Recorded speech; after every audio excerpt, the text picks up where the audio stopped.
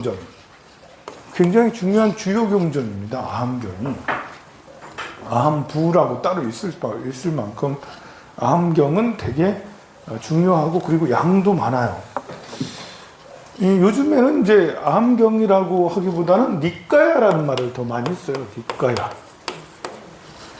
아함경의 종류가 되게 많거든요. 장아함경. 요 밑에 101페이지 박스에 나오죠. 한역으로 된 거. 빨리어로 된 아함경도 있고 한문으로 번역된 아함경이 있는데 한역 아함경의 장아함. 부처님 말씀 중에 긴 것을 장아함이라고 그래요. 이 아함이라는 뜻은 전승하다, 아가마이라는 인도말을 이제 중국어로 음역을 한 거예요. 아가마를 음역해서 아함, 아가마, 아함 이렇게 한 거거든요. 근데 그게 전승한다는 뜻이에요. 부처님 말씀이 이어지다. 부처님 말씀하신 경이다. 라고. 길이가 좀 긴 게 있어요. 그걸 보고 장아. 길이가 좀 중간 정도. 길이가 한 10페이지, 7페이지, 20페이지, 30페이지 이런 건 길잖아. 그런 걸 보고 장암이라고 그러고 한 1, 2페이지, 2, 3페이지 이 정도 된 걸 중아함. 그리고 이제 짧은 거 자바함, 또 정일함 이렇게 얘기를 해요. 근데 이것을 이렇게 장암, 중암, 자바함도 우리가 기본 상식으로 알아야 되겠지만 요즘에는 그 아함보다는 니까야를 많이 쓰는데 옆에 장암은 장부경전 이래서 디가니까야. 디가니까. 옆에다가 쓰세요. 디가니까야라고. 디가니까야라는 경전이 아함경의 경전이에요. 우리 한문으로 하면 아함경이고 빨리어로 하면 디가니까야. 그래서 여러분들이 부처님의 이 아함경은 초기 경전부터 있었기 때문에 우리가 경전을 볼 때 부처님 그 일결집 초기 제 1결집 있어요. 1결집 처음에 결집을 해서 한 100년 동안의 경전을 초기 불교라고 그래요. 그 당시 상태를 부처님 열반 후 한 100년 정도의 그런 상태가 초기 불교다. 시작. 옛날에는 원시 불교라는 말도 썼어요. 그리고 100년이 지나고 한 400년, 500년 또 지나면 기원 전후가 되면 이때부터를 부파불교. 부처님 열반하시고 나서 한 100년, 200년 정도 될 이때를 부파불교라고 그래요. 그리고 이 부파불교가 계속 이어지면 남방불교가 되는 거예요. 변하지 않고 이 남방불교로 계속 이어져서 미얀마, 스리랑카, 태국, 이렇게 라오스 이런 나라로 전승이 된 것이 남방불교. 우리는 이제 북방불교에서는 이 불교를 소승불교라고 그러죠. 부파불교가 어느 정도 진행될 때 기원 전후가 되면 대승불교 운동이 일어나요. 그래서 이때를 대승불교, 또 대승불교에는 대승불교 경전들이 나타나. 그러니까 초기 불교에서 부파불교까지는 부처님 열반 후 한 400~500년까지는 초기 경전들, 특히 이 아함경이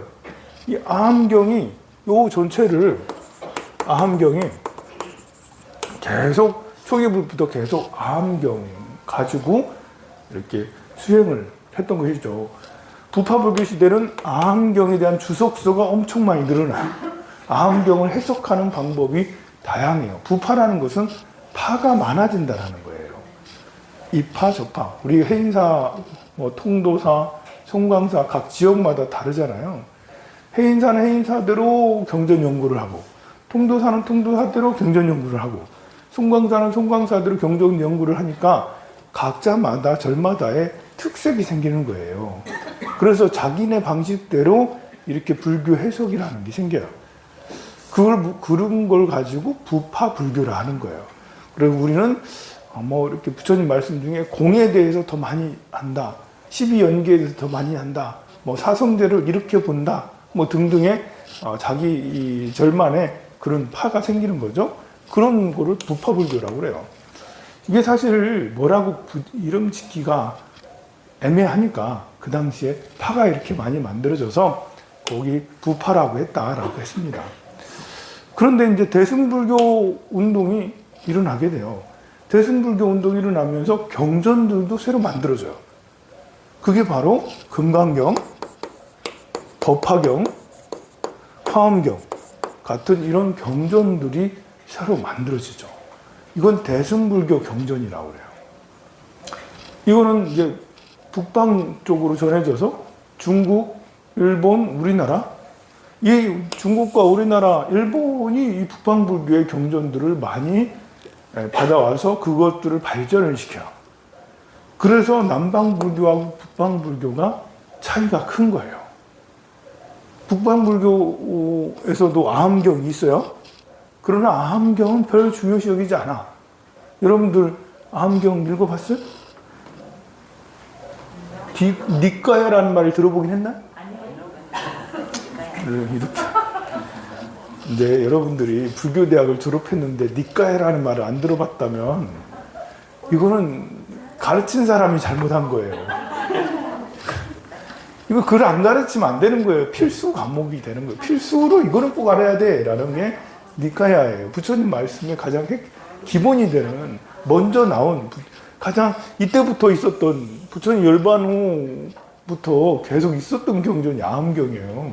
지금까지도 중요한 위치에 있어요. 다만 우리나라에서 불교 분위기가 이 아함경을 독송하는 분위기가 아닌 거예요. 본래는 굉장히 중요하고 부처님의 원음을, 부처님의 느낌을 알고 싶다. 여러분들이 만약 부처님은 어떤 느낌일까? 이렇게 진짜 느낌을 알고 싶다. 리얼한 느낌을 알고 싶다라면 이게 화엄경이나 법화경 독송해가지고 리얼한 느낌이 안 나.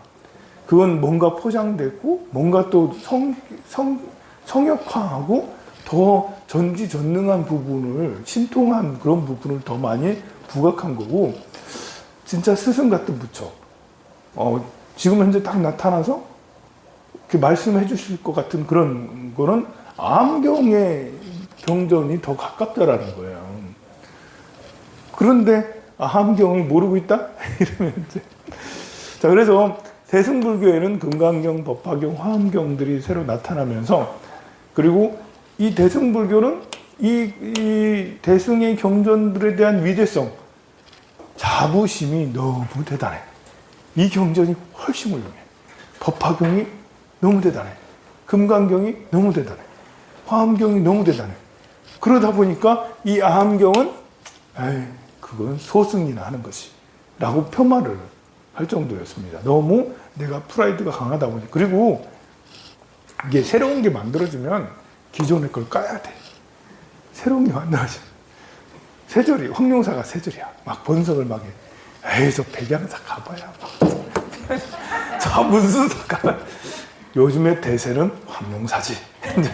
요즘의 대세는 황룡사고, 황룡사가 공부를 제일 잘하고, 기도빨도 제일 좋고, 안 되는 게 없어. 뭐 이렇게. 안 되는 게 없다 하다 보니까 다른 옆에 있는 괜한 백양사를, 해남사를 까는 거예요. 그런 것처럼 옛날 시대에는 그렇게, 지금 시대는 그렇게 안 하지만 옛날 시대는 그랬단 말입니다. 그래서 이제 경전들이 더 많아지게 되는데, 우리가 일단은 아함경은 알고 있어야 된다. 긴 경전은 D가 니까야. D가 니까야. 니까야. 그 다음에 중간 정도 되는 길이 중화함경에 해당되는 것은 맞지마 니까야. 맞지마 니까야. 그리고 이제 잡아함경이라 해서 좀 짧은 것을 만들어 이렇게 모은 것을 상응부경전이라고 해서 쌍였다 니까야. 쌍였다 니까야. 옆에다 이렇게 써놓으세요. 여러분들이 여기 있는 영어를 읽을 줄 알아요? 읽어지나요 이게? 읽어지는구나. 저는 처음에는 잘 못 읽었어요. 그럼 증지부경전은 안구따라니까요. 안구따라 니까야 라고 합니다. 자, 우리 한번 읽어볼까요?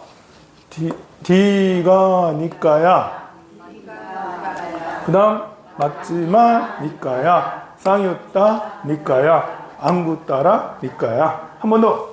D가 니까야. 맞지마 니까야. 쌍유따 니까야. 안구따라 니까야. 한 번 더 해야겠다.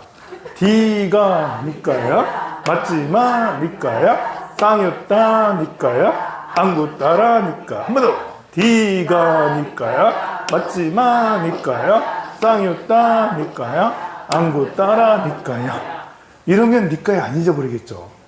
여러분들 어디 가서 무식한 모습을 보이면 안 돼. 무식하면 그러면 황룡사에 다녔 이 시대의 최고 가련사 불교대학 황룡사를 나왔는데 니까야를 모른다면 되겠습니까? 그래서 가장 우리 그 남전 그러니까 남방불교에서는 이 경전밖에 없어요.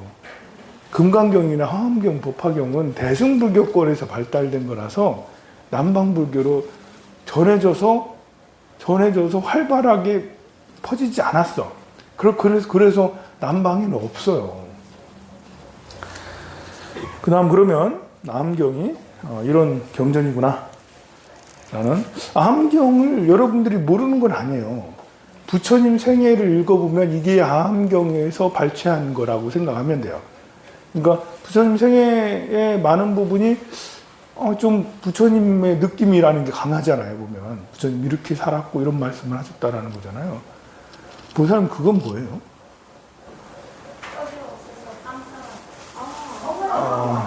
떡이 없어서 빵을 사왔다.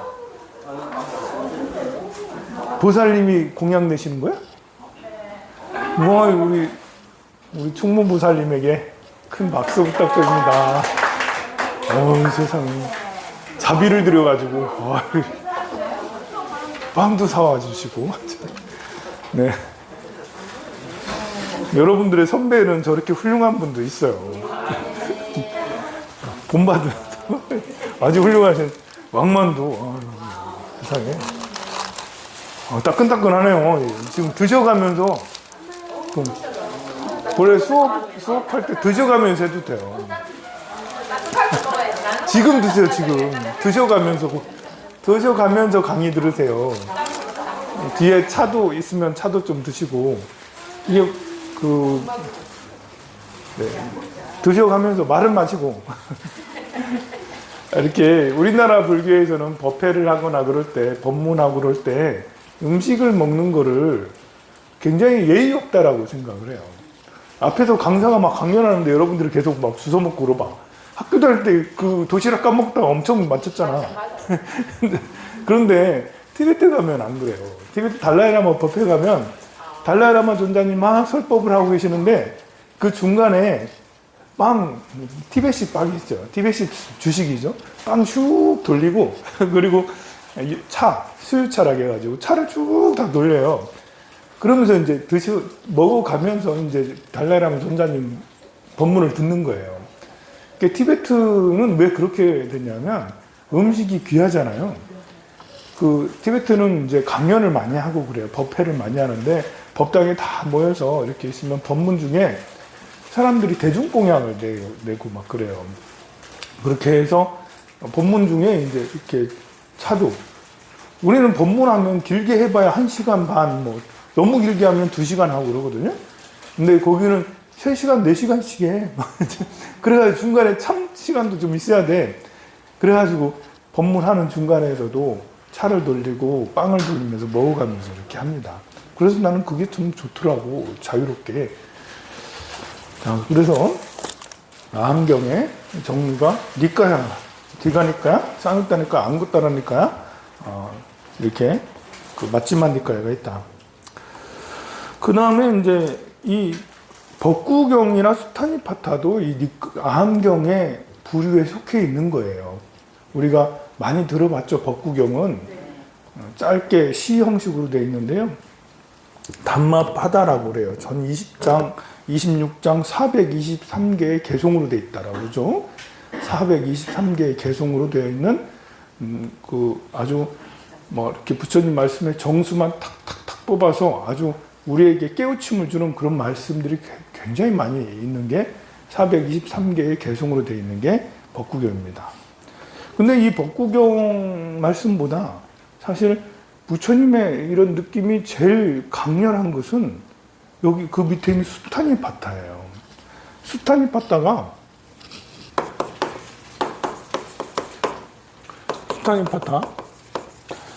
이 수타니파타는 이 개성으로 쭉 이어져 있는데, 그 부처님 단지 초기의 첫 번째 결집을 부처님 멸반 후에 칠흑굴에서 이제 결집을 하게 되는데, 가섭존자가 이렇게 스님들을 500명을 다 모아가지고 칠흑굴 안에서 아난존자가 이렇게 기억을 해내고, 사람들이 그 말을 아난존자가 말하면 합성을 같이 해서 그것을 같이 외우는 방식으로 했었어요.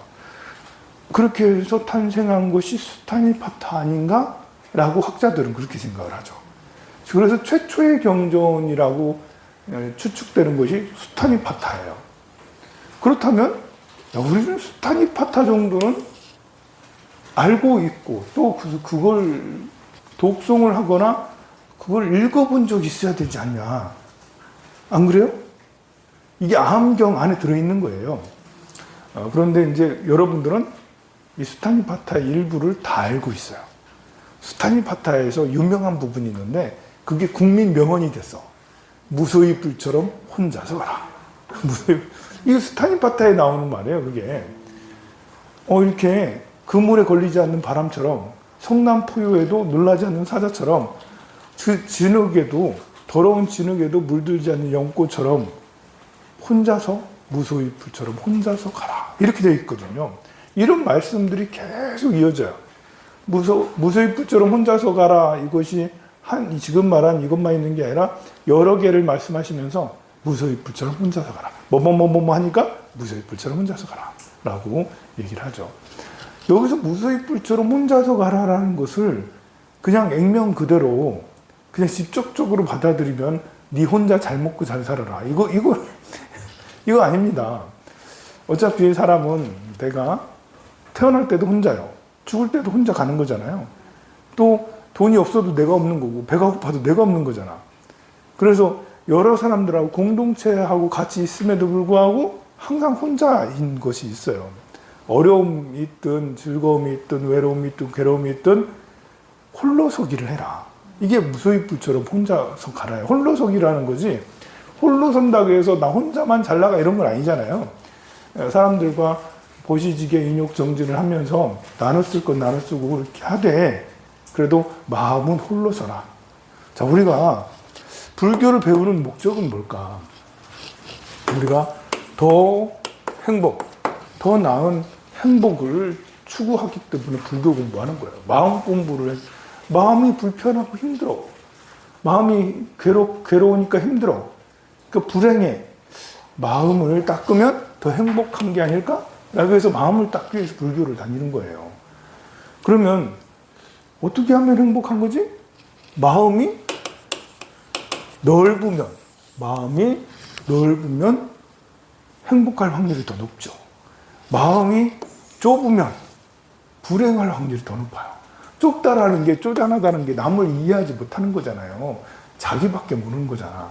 그래서 칭찬하면 하하하하 좋아하지만, 또 디스하면 엄청 확 픽 털어지고 막 참지 못하고 이러면 마음이 옹졸하잖아요.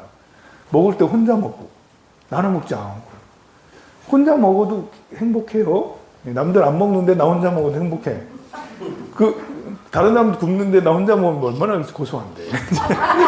그런데 그런 행복은 잠깐이라는 거예요.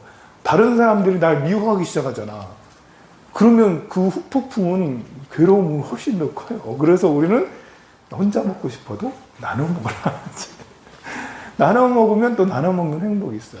그러면 그 넓은 마음, 큰 마음, 좁은 마음, 어떤 것이 큰 마음이고 어떤 것이 좁은 마음일까?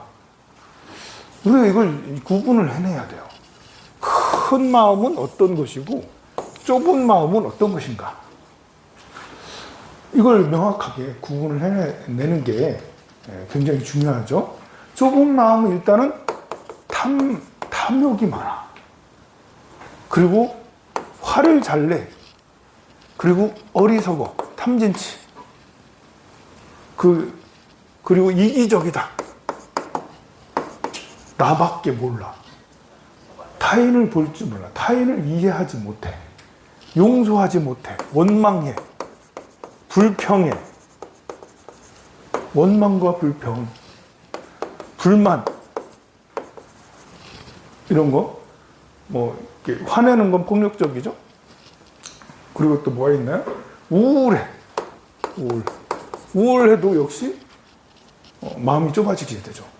그래서 이게 나밖에 모르고 이렇게 우울해지고 이렇게 되면 그러면 이게 좁은 거예요. 그럼 반대로 넓은 건 어떤 것이냐? 넓은 거는 우리가 불법을 기준으로 생각하면 돼요. 보시를 잘한다. 그것도 무주상 보시. 기브 앤 테이크 말고 돈에는 눈만 이렇게 아부를 하기 위해서 그런 게 아니라 무주상. 무주상의 그런 상태가 높으면 높을수록, 정말 상이 없으면 없을수록 무주상 보시. 그리고 지계. 이게 지계라는 것은 타인과의 관계에서 내가 에티켓을 지킨다라는 거잖아요. 상대를 지켜준다는 거잖아요. 이제 불살생이잖아.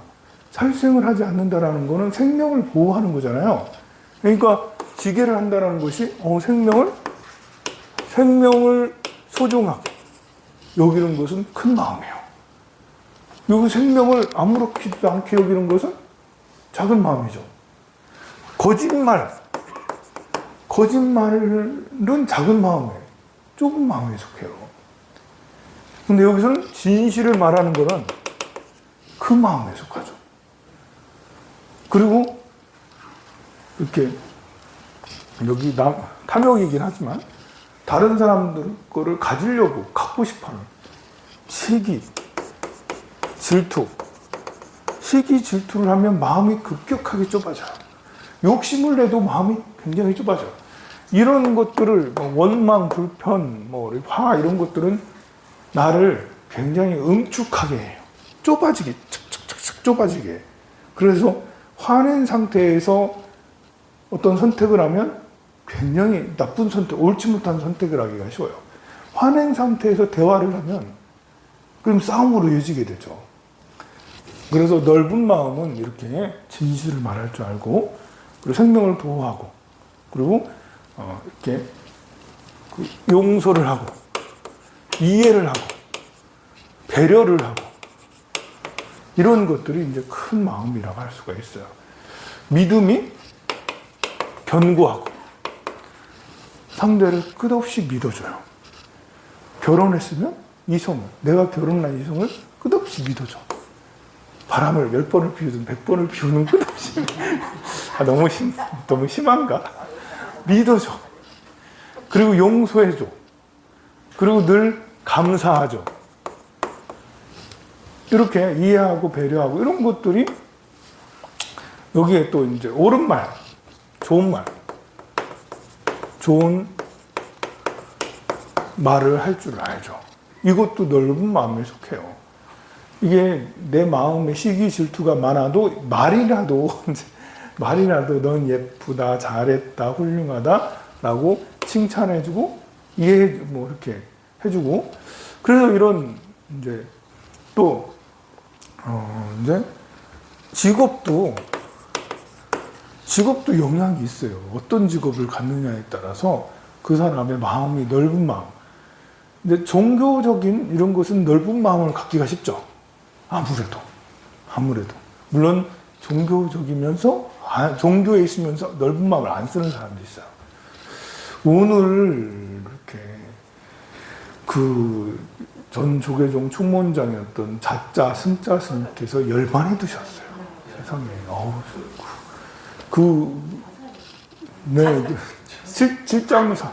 칠장사 요사체에서 불에 돌아가 지옥에 가셨나? 불타는 지옥에? 스님이 굉장히 돌아가신 스님을 우리가 이렇게 나쁘게 표현할 수는 없어요. 저는 개인적으로 이렇게 좋지 않게 생각을 하지만 그래도 돌아가셨으니까 추모를. 스님이 너무나도 놀라운 일들을 많이 하셨어요. 이거는 쉬운 일이 아니에요. 스님들이 본래 2명만 3명만 모여도 서로 제각기 가는 게 우리 스님들이거든요. 화합이 잘 안 돼. 무수익불처럼 혼자서들 가시니까. 근데 그런데 이 조계종의 12,000명의 스님들을 촥 소나기에 탁 넣으셨어. 이 스님을 거역하면 아무것도 할 수 없어. 저도 그래가지고 스님의 눈밖에 나가지고 나도 그래서 저도 공권 정리 다 하고 막 이렇게 그랬어요. 그래 이제 이 12,000명의 스님을 저 올가미에 그래서 탁 이렇게 그러면 이제 이렇게 전국에 25개 본사와 한 2,000개 되는 문화재 사찰이 있거든요. 사찰은 한 10,000개 정도 될 거예요. 이 조계종 사찰들을 그냥 스님이 한움큼 다 드셔버렸네? 너무 대단한 거예요. 쉽지가 않아요. 일찍이 그런 스님은 없었다. 하나로 그냥 다 통일을 해버렸어요. 그리고 이제 좀 다른 바지 총무원장이라나 해놓고 뒤에서 상황처럼 다 이렇게 하셨죠. 이거는 대단한 권력입니다. 종교도 권력화가 되면 정치인 못지 않아요. 대통령이 안 부러워요. 옛날에 그런 말이 있었어요. 해인사에 행자 반장을 하면 합청 군수도 부럽지 않다. 그게 군에서 나온 말이잖아요, 그죠?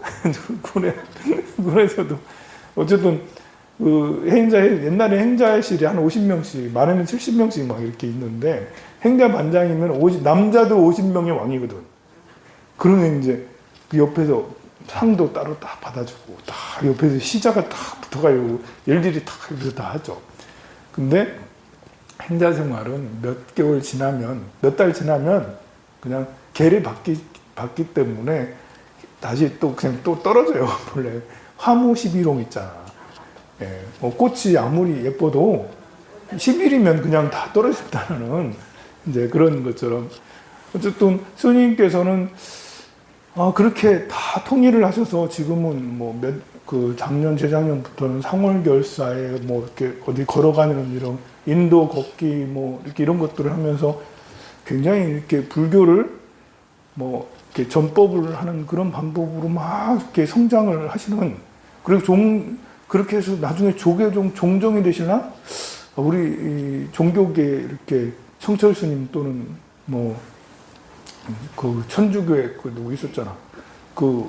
그분처럼 그렇게 되시려고 저렇게 노력하시나? 할 정도로 그렇게 열심히 하셨는데, 엊그저께까지만 해도 기자회견 해가지고, 우리 불교가 좀 이렇게 젊은이들을 위해서 노력해야 된다, 이렇게 하셨는데, 갑자기, 유서도 나왔어요.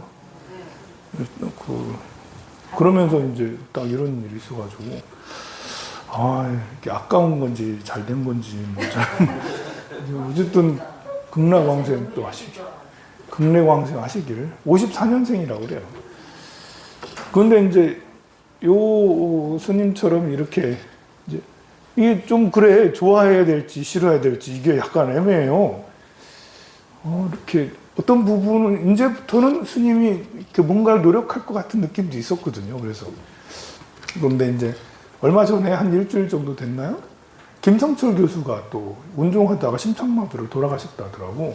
김성철 교수는 나이가 한 70 정도 되셨는데 우리나라에 이렇게 불교의 중관하게 공사상에 일가를 이루신 분이에요. 김성철 교수의 강의는 제가 너무너무 좋아하고 되게 강의가 굉장히 깊어요. 그리고 이 교수님은 굉장히 겸손하세요. 자기가 이제 본래 치과 의사 하다가 이건 좀 아닌 것 같아 해가지고 이제 동국대 불교학과에 들어가가지고 불교를 전공을 해가지고 나중에 중론 쪽에 중관학을 전공을 하셔서 거기에 대가가 되셨는데 나중에는 티베트 불교까지 섭수를 하셔서 학문의 넓이를 더 넓게 하셨어요. 그러면서 본인이 충분히 이쪽 중관학에서는 최고의 경지니까 조금 이제 자존심을 내세우면도 한데 스님들한테는 항상 자기는 그냥 기술자에 불과해요. 스님들께서 제가 만들어 놓은 이런 교리 이런 것들을 이용해서 스님들이 다 이제 공부하셔서 이렇게 하면 그러면 저는 좋습니다라고 스님들한테는 그렇게 고개를 숙이고 그렇게 겸손하게 늘 그렇게 하셨거든요. 그래 너무나도 안타깝게 김성철 교수가 갑자기 돌아가셔서 야, 이런 거는 참 아깝다, 이제. 이렇게 이런 석학은 만나기가 어려운데, 이런 석학이 많이 있으면 괜찮은데, 별로 없어요. 우리 불교계에서, 저 스님들 중에서도 강의를 굉장히 잘 하시는 분이 뭐, 이렇게 원영 스님이라든지, 이렇게 지금 젊은 스님 중에는 자연 스님 이렇게 하시잖아요. 근데 자연 스님이나 원영 스님 이런 스님보다 이렇게 깊이가 김성철 교수가 훨씬 더 깊거든요.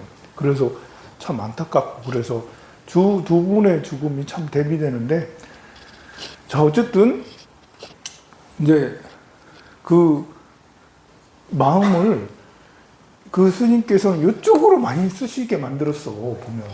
우리, 그걸 마음에 안 드는 사람들은 다 내쳤으니까, 좀 넓게 포용하고, 이렇게 하셨어야 되는데, 자, 그래서 우리는 넓은 마음을 가져야 된다. 넓은 마음은 이게 이렇게 되려면 이걸 꼭 알아야 돼요. 재행무상, 재범무화, 일체계고, 열반적정. 이 재행무상, 재범무화, 열반적정, 일체계고 같은 근본 밑바탕의 사상을 가지고 있어야 돼요. 우리가 더하기, 빼기, 곱하기, 나누기가 아무것도 아닌 것 같잖아요. 근데 이건 기초잖아요. 더하기, 빼기, 곱하기, 나누기. 이게 우리의 지성을 이루는 근본 바탕이 된다고요. 가나다라마바사, 사자차카사바. 이거 아무것도 아닌 것 같지만, 우리의 지성을 이루는데 가장 밑바탕이 되는 거예요. 이것을 가나다라도 모르고, 한글도 모르고, 기초적인 이 산수도 모르면, 이러면 멍하니 이게 사람 구실을 제대로 해내기가 어렵잖아요. 그런 것처럼 우리가 넓은 마음을 체계적으로 무너지지 않게, 우리가 이게 고난이 생기면 이쪽으로 가요. 여러분들이 갑자기 병들었어, 막. 내일 모레 죽을 3개월 시한부 인생은 갑자기 마음이 넓어질 수도 있겠다. 갑자기 여러분들이 막 이렇게 너무 많이 아파. 위가 너무너무 아프고, 뭐, 뼈가 너무너무 아파. 이러면 마음이 우울해져. 내가 불행해져. 그리고 원망심이 자꾸 들어. 나 잘못한 것도 없는데. 왜 이렇게 아픈 거야? 라면서. 또 젊은 사람들 보면, 질투나. 저렇게 건강한 사람들 보면. 이게 마음이 점점 좁아진다고요. 우울해지고. 그리고 재물, 가난해봐. 재물이 있다가 없거나, 아니면 아예 없거나, 그러면서 막, 이러면, 내가 돈도 없이, 내가 무능한가? 이러면서 이제 자기 자신을 자학을 하게 돼요. 마음이 점점 좁아져요. 재물이라는 거는 과거에 그렇게 우리 행복과 불행에 큰 영향을 안 미쳤었는데, 지금은 절대적 영향을 미치고 있어요. 돈 없으면 마음이 좁아진다 할 정도로 이상하게. 돈 많으면 마음이 넓어지더라. 마음이 괜히 넓어져. 돈 없으면 마음이 좁아져. 물론 이제 어느 정도 이제 수준이 더 넘으면 마음이 이제 다르긴 하지만, 그래서 또 갑자기 이제 국난이 생겨서 전쟁이 생겨봐. 그러면 전쟁이 생기면 남북전, 지금 요즘에 좀 심각하잖아요. 그 GP에 북한에서 자꾸 뭘 설치를 하고, 그 철거를 다 했었는데 자꾸 위기가 고조되고 있어요. 이 정도는 아직은 우리가 인지하지 못할 정도거든요. 근데 더 심해져서 정말 치고 내려오면, 우크라이나 사태처럼 그래 되면 마음이 여기 있는 사람 별로 없고 이쪽으로 전부 다 이동이 되는 거, 마음이 다 좁아지는 거예요. 그래서 전쟁이 일어나거나 자연재해가, 오늘 또 지진이 4.3이나 그래서 새벽 예불 딱 하려고 딱 일어나서 말라니까 구릉 해가지고 흔들리더라고요. 흔들릴 때 딱 드는 생각이 공통지일까 막, 야, 이게 전진인가? 본진이 남아있지 않나? 야, 이거 6이나 7로 가는 거 아니야? 이 불안감 다 있었죠? 네, 이 이상은 없을 거야 라고 확신했었나요? 아니죠. 이게 또 일어나는 거 아니야? 다행히 딱 한 번 그러고 말더라고요. 여진이 없어서 참 다행이었어요. 그런 것처럼 이게 자연재해가 생겨서 지진이나 화산 활동이 있거나 홍수가 너무 많이 나거나 가뭄이 너무 심해지면 역시 이쪽으로 마음이 좁아지기 마련이에요. 이거는 마음이 흔들리기 때문에 그래요. 이렇게 이런 것을 흔들리지, 어느 상황에서도 흔들리지 않게 하는 근본, 기준이 되어주고 뿌리가 되어주는 것은 우리가 더하기 빼기 가나다라 한글 하는 것처럼 요 가르침이에요. 재행무상, 재범무화, 일체계고 열반족정이죠. 모든 것은 무상하다.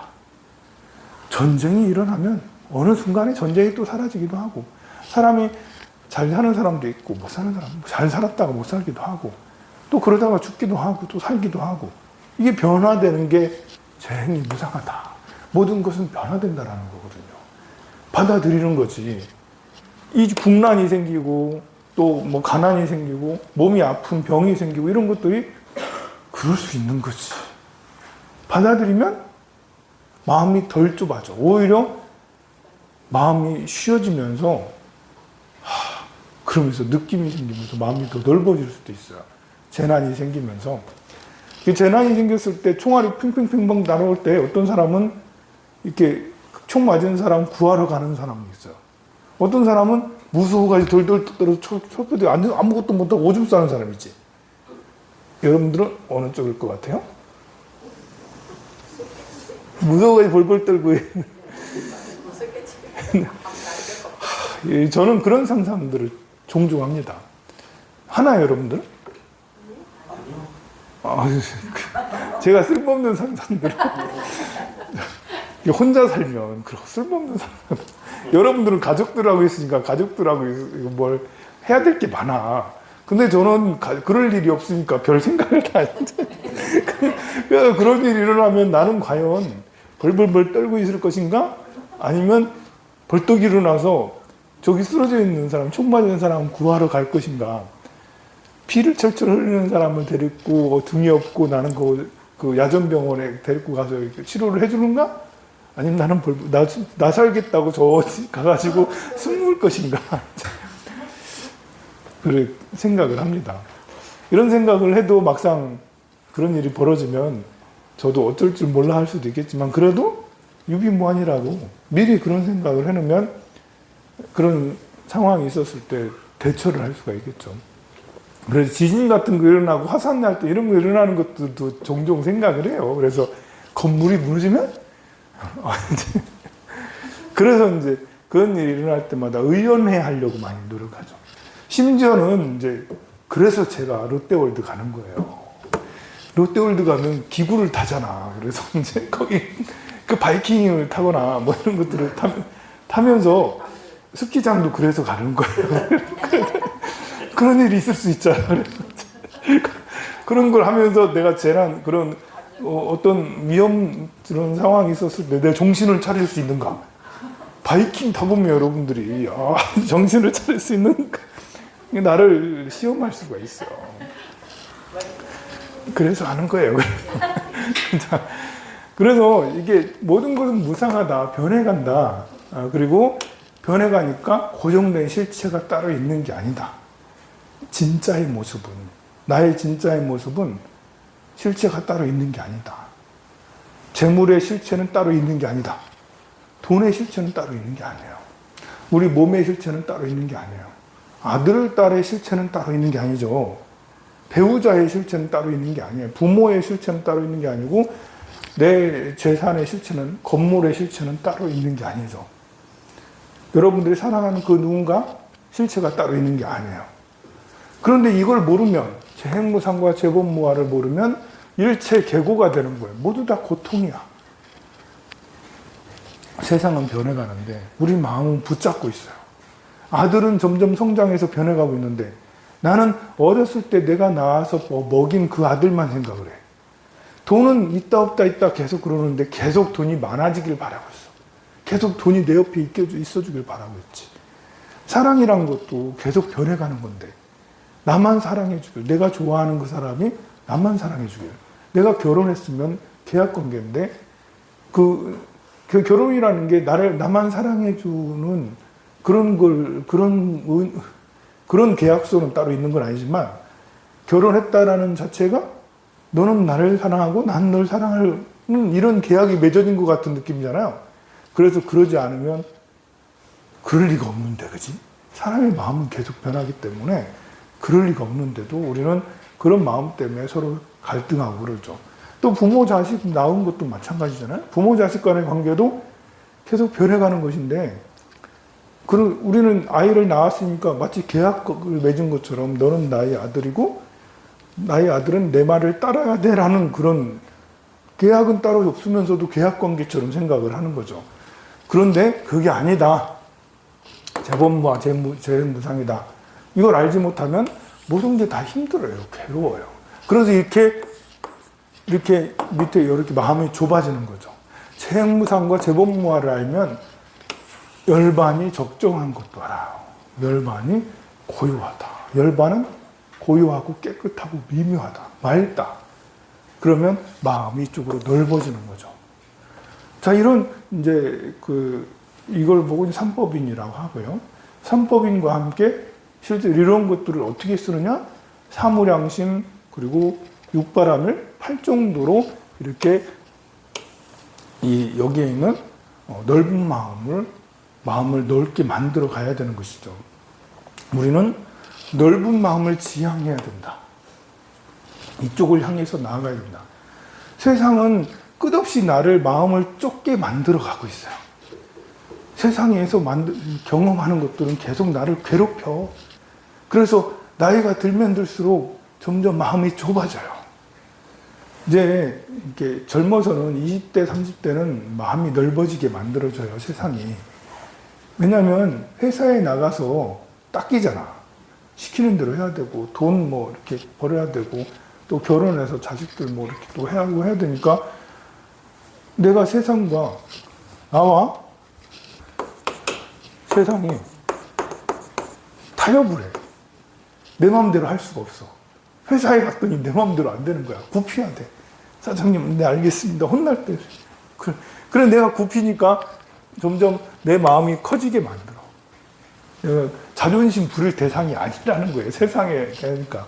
그런데 이게 50이 넘어가면, 나이가 이제 이렇게 마음이 이렇게 커지다가 이게 50이 넘어가면 점점 마음이 좁아지기 시작하죠. 왜냐하면 50이 넘어가면서 내 아래 것들이 많이 생기니까. 내 마음대로 다 돼. 가정에서도 내 마음대로 돼. 아들, 딸 내 마음대로 막 이렇게 하고, 또 회사에서도 내가 높아져 버리니까 후배들 잔뜩 이제 아래 것들이 많이 생겨. 그러니까 이제 60이 되고 그러면 내 위에는 아무도 없어. 50부터는, 40대 후반부터는 아무도 없어. 그러니까 세상과 타협을 안 하려고 그래요. 고집 부리기 시작해요. 그래서 이때부터 무능해지는 거예요. 무능해져요. 꼰대가 나오는 거예요. 이때는 유능하지. 30대, 40대 초반까지 유능해요. 제일 유능할 때입니다. 세상과 타협을 하니까.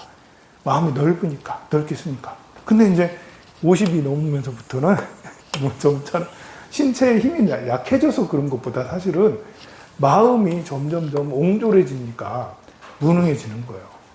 그리고 60이, 70이 되고 이러되면 자존감까지 축 떨어지니까 마음이 더 무능해지죠.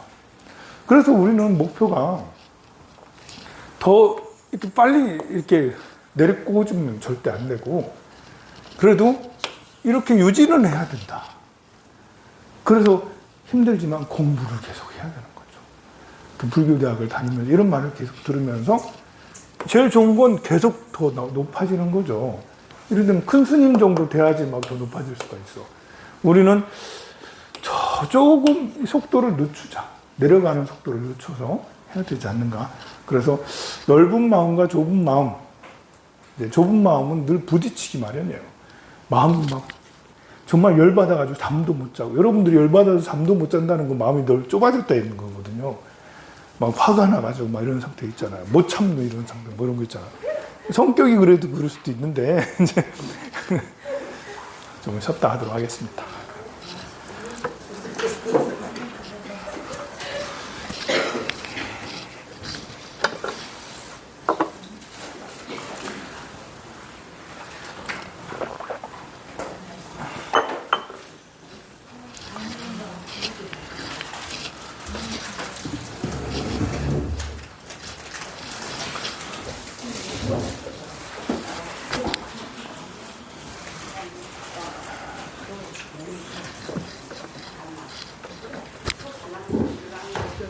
저 우리